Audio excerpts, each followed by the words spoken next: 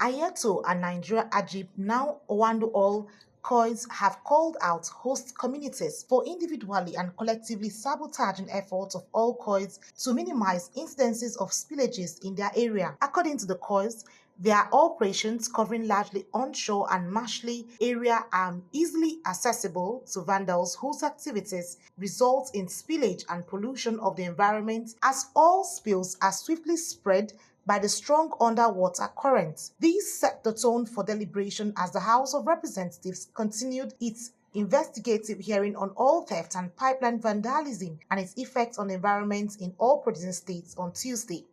During the hearing, the two companies that appeared before the Reps Environment Committee took opposite stands as to their motive and how to ameliorate the hazards and economic sabotage. The hearing, which centered on the spate of petitions by the host communities where Ayeto and Nigeria Ajib, now Owando Oil calls on their operations, have resulted negatively on the environment. Both companies agreed on the need for the House of Representatives to, through legislative intervention, provide environments that will deter such acts inimical to the economic and well-being and ecosystem of the nation. Legacy in 2018, the NUPRC environmental guidelines for petroleum industries in Nigeria, Part 8, Section 8, and NOSDRA Act 2006, Section 25 of 2011 as well, Part 3, Section 26. Compensations are not paid for third-party spill events. That includes all forms of sabotage and oil theft.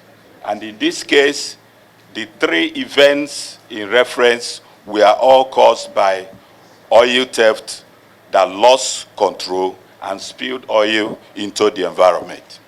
The committee members, led by its chairman, Honorable Julius Pondi, who incidentally represents Ijaw South, would have none of such sweeping accusation of the host communities, frowning particularly at the use of the words with increasing appetites and capacities for theft, and called for the immediate withdrawal of such an unlegislative language, and was promptly withdrawn by Owando. We recorded some third-party interferences by way of spill, vandalization, but not as much as the one you just talked about. I think that there is something that is lacking between Ohando now, or Aji, with their immediate host communities. Because why I'm asking, because if you are operating, if all of us in this room are part of the community and we have a good relationship with the company, I think the consistent tampering with the pipeline will be reduced. Do you think that is anything you are doing that is not correct?